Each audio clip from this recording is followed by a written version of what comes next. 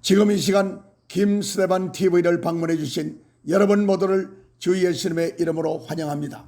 오늘날 많은 분들이 하나님의 존재하심과 역사하심을 알지 못하여 어떤 이는 영적인 문제로, 어떤 이는 육신적인 문제로, 어떤 이는 경제적인 문제로, 또 어떤 분은 사람과의 관계에서 일어나는 크고 작은 문제들로 인하여 힘들어하면서도 그 해결점을 찾지 못하고 있는 것을 볼 수가 있습니다. 그런 점에서 저는 오늘 하나님을 움직인 사람들을 보라, 그리고 문제 해결을 받으라는 주제로 말씀을 전하려고 합니다. 끝까지 청취하셔서 여러분 각자에게 주시는 하나님의 음성을 들으실 수 있기를 바랍니다. 성경에 의하면 유다의 제13대 왕 히스기야라는 왕이 있었습니다. 여호와 하나님으로부터 칭찬을 받는 하나님이 매우 기뻐하시는 그런 왕이었습니다. 하나님이 히스기야 왕을 기뻐하시게 된 이유가 있었던 것입니다. 히스기야가 그 조상 다윗의 모든 행위와 같이 여호와 보시기에 정직히 행하여 여러 산당을 제해버리고 주상을 깨뜨리며 아세라 목상을 찍으며 모세가 광야에서 만들었던 롯뱀을 향하여 이스라엘 자손이 이때까지 분향함으로 히스기야가 그것을 때려 부셨습니다. 하나님의 다른 신을 섬기는 우상들을 다 제거를 시키니까 하나님의 마음이 기쁘셨다라고 이해를 하시면 되겠습니다. 그 유명한 모세를 따라 광야를 행진할 때 하나님을 원망하다가 불뱀에 물려 많은 사람이 죽어갈 때 하나님께서 장대에 놋뱀을 메어 달아라, 그것을 본 자는 살리라 하셨고 실제로 그렇게 되었습니다. 그러다가 보니까 광야 생활을 마치고도 사람들이 장대에 달린 그 놋뱀을 하나님처럼 우상화해서 그것을 섬기고 있었기 때문에 히스기야가 그것을 파괴하여 때려 부셔서 하나님의 마음을 시원하게 하여 드렸다 하는 말씀을 하고 있는 것입니다. 본래 히스기야 왕의 부친 그 아버지는 우상 숭배를 하는 자였습니다.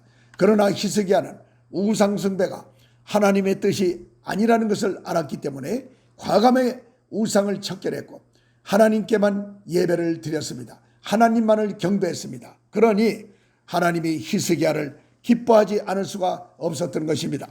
여러분, 우리의 인생들의 생사화복과 흥망성쇠가 하나님께 있다는 것을 믿으시기 바랍니다. 사람이 행복하게 살려면 하나님만 잘 섬기면 될 것인데 우리 인간들은 어리석어서 산당을 만들고 또 어떤 이방 사람들이 믿는 신의 형상을 만들어 놓고 하나님 외에 다른 것들에게 절하는 때가 얼마나 많습니까? 그렇다면 오늘날 우리 그리스도인들이 어떻게 살아야 하나님이 기뻐하실까요? 지금 우리들에게는 눈에 보이는 우상뿐만 아니라 눈에 보이지 않는 마음 안의 우상과 생각의 우상과 육체의 우상들이 우리 각자의 마음속에 뿌리내려 있다는 것을 알아야 합니다.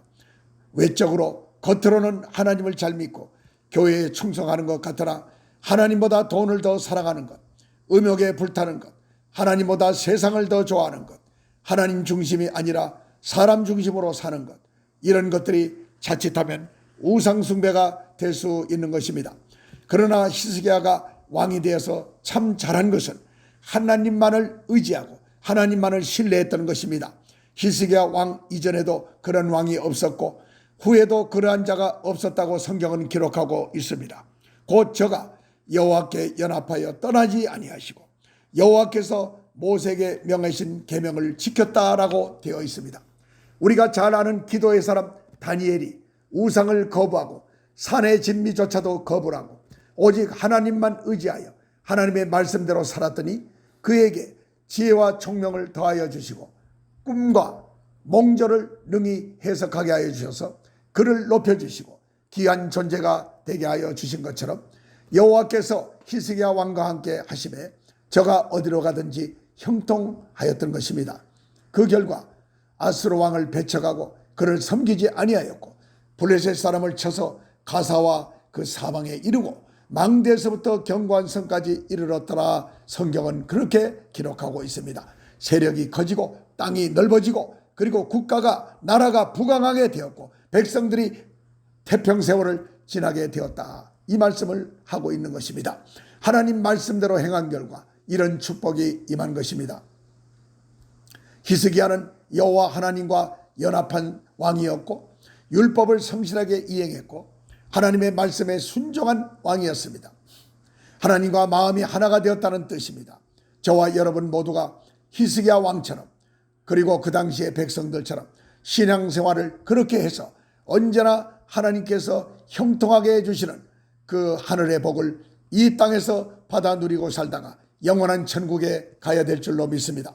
그러나 그 몇 년의 세월이 흐른 후 이스라엘 백성들이 하나님 여호와의 말씀을 잊어버리고 준행치 아니하고 그 언약을 배반하고 여호와의 종 모세의 모든 명한 것을 거스려 듣지도 아니하며 행하지도 아니하였더니 어떻게 된 줄 아십니까?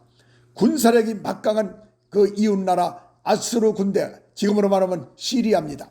그 왕이 사네립이라고 하는 왕이, 그 사네립이 큰 군대를 몰고 와서 유다의 견고한 성을 쳐서 빼앗고 은 300달란트와 금 30달란트를 바치라고 히스기야 왕에게 협박을 하고 명령했습니다. 그리하여 왕궁에 있던 모든 금을 다 빼앗기고 말았습니다. 거기다가 교만한 아수르 왕 사네립은 너희들이 믿는 신이 어디 있느냐 하면서 이스라엘의 하나님을 욕되게 하였습니다. 하나님은 하나님을 욕되게 할 때 참으로 참지 못하시는 것을 볼 수가 있습니다. 히스기야가 아수르 사자가 가지고 온 협박 편지를 가지고 여호와의 전에 올라가서 그 편지를 펴놓고 기도하기 시작합니다. 그릇 위에 계신 이스라엘 하나님 여호와여, 주는 천하만국의 홀로 하나님이시라. 주께서 천지를 조성하셨나이다. 여호와여, 귀를 기울여 들으소서. 여호와여, 눈을 떠서 보시옵소서. 사네립이 사신 하나님을 회방하러 보낸 말을 들으시옵소서. 우리 하나님 여호와여, 원컨대 이제 우리를 그 손에서 구원하옵소서. 그리하시면 천하만국이 주 여호와는 홀로 하나님이신 줄 알리이다. 이 히스기야의 눈물 흘린 이 기도를 하나님이 모든 기도를 들으셨습니다. 네가 아수르 왕 사네립 까닭에 내게 기도하는 것을 내가 들었노라, 이렇게 말씀하셨습니다. 하나님이 기도를 들으셨다는 것은 네가 현재 너희가 당하고 있는 그 고초를 내가 알고 있다는 말씀과도 같은 것입니다. 우리 그리스도인들이 흔히 하는 말 중에 나는 시험에 빠졌다, 저 사람은 시험에 들었다라는 말들을 하고 있습니다. 시험이란 말을 원어로 말하면 나사, 베이라조라고 하는데 이 말의 뜻은 죄에 대한 유혹이나 하나님에 대한 배교를 포함하는 인간의 테스트를 의미합니다. 시험은 하나님께서 자기 백성이 하나님의 뜻을 선택하는가, 하나님의 말씀에 불순종하는가 순종하는가, 그것을 아시기 위하여 시험을 할 때가 있는 것입니다. 그 시험 중에는 마귀가 죄를 달콤하게 포장하여 주는 그런 시험도 있습니다. 이런 시험들이 수시로 우리들에게 찾아오고 있다는 것을 잊지 말아야 하는 것입니다. 시험과 환난이 왔을 때 믿음의 사람이라면 지금 눈앞에 처해진 절망적인 환경을 보지 말고 전능하신 하나님에 대한 믿음을 더 견고히 해야 될 줄로 믿습니다. 그렇습니다. 히스기야가 흘렸던 그 눈물의 기도가 하나님 앞에 헛되지 않았습니다. 그가 눈물의 기도를 흘린 결과 이스라엘에 쳐들어온 아수르의 군대장관 랍사게라는 장수가 그토록 자랑하던 사네립의 군대는 하룻밤 사이에 18만 5천 명이 죽임을 당하게 됩니다. 히스기야의 군대는 아수르 군대를 대항할 힘이 없는 아주 연약한 군대였습니다. 할 수 있다는 것은 성 안에서 문을 굳게 닫고 지키는 것뿐이었습니다. 이런 상황에 오래 지속되다 보면 이제 성이 포위가 돼서 먹을 양식과 물이 떨어지면 다 전멸하게 되어 있는 이런 상황이었습니다.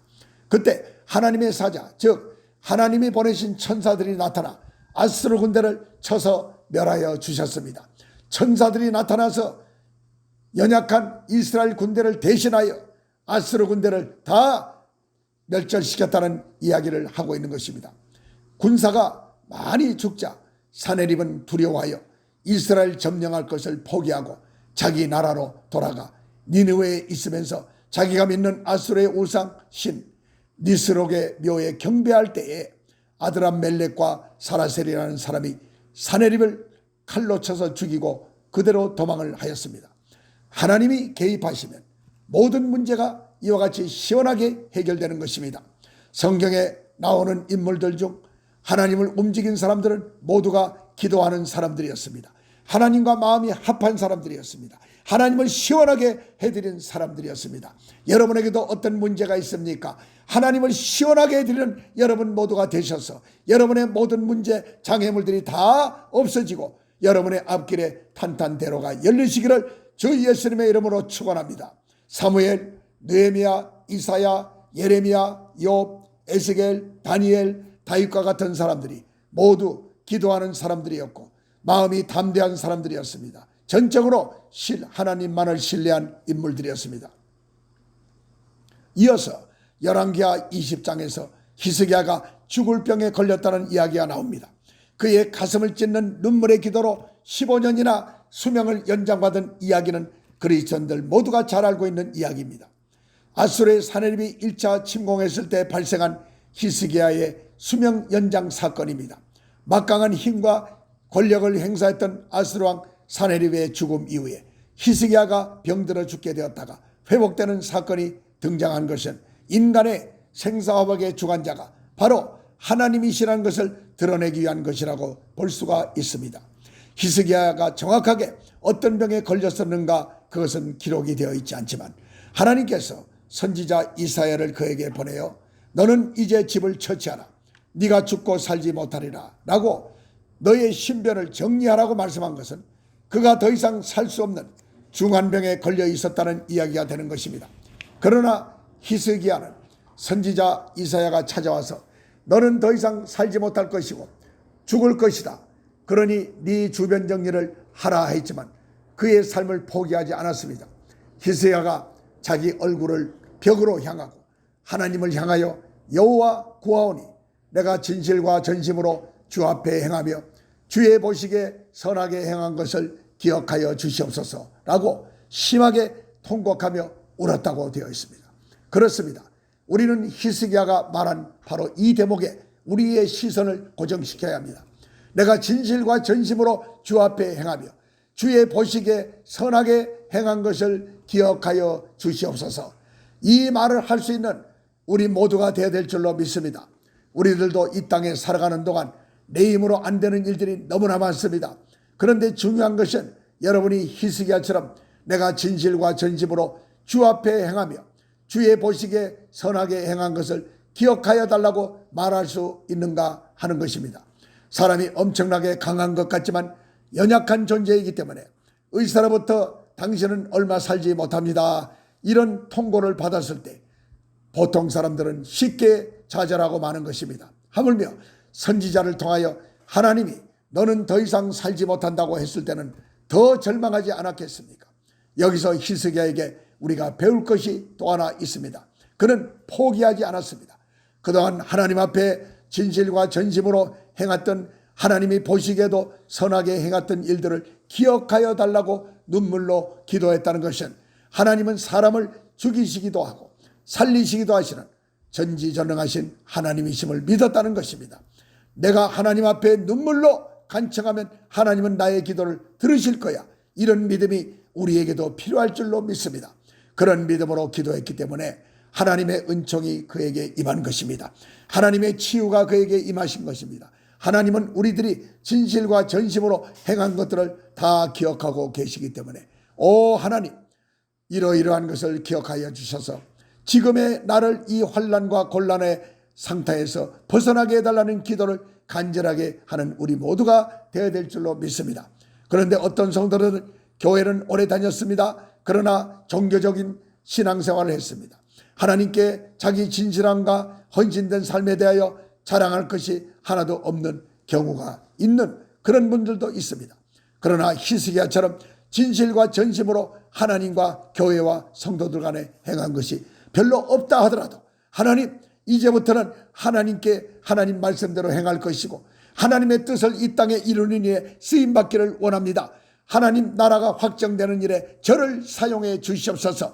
나무작대기라도 필요하시다면 하나님 저같이 부족한 종을 사용해 달라고 여러분 눈물로 기도하며 앞으로 잘할 것을 하나님 앞에 서원하시기 바랍니다. 예레미야서 33장 3절에 너희는 내게 부르짖으라 내가 네게 응답하겠고 네가 알지 못하는 크고 비밀한 일을 네게 보이리라 말씀합니다. 별로 내세울 것이 없고 자랑할 것이 없더라도 낙심하지 마세요. 진심으로 회개하며 살지 못했던 것을 전심으로 회개하세요. 하나님 앞으로 제가 전심으로 헌신하며 온 힘을 다하여 하나님을 기쁘신 삶을 살겠습니다. 하나님의 뜻을 이루며 살겠습니다. 이렇게 거듭 기도하시기 바랍니다. 너희는 내게 부르짖으라. 이 말씀을 하셨을 때의 배경은 예레미야 선지자 때입니다. 파괴된 유다의 회복을 언급하는 말씀입니다. 너희가 회복되고 싶으냐? 그렇다면 역사를 주관하시는 불가능이 없으신 너희 하나님 절대 주권자이신 하나님의 섭리를 인정하라. 하나님의 뜻을 먼저 헤아려라. 이것을 말씀하고 있는 것입니다. 그런 믿음으로 내게 나와 부르짖어 기도하라고 우리에게 말씀하셨습니다. 그러면 응답해 주시겠다. 그냥 응답하는 것이 아니라 아주 크고 비밀한 일을 네게 보여주시겠다. 얼마나 기가 막힌 큰 선물의 말씀입니까? 은혜의 말씀입니까?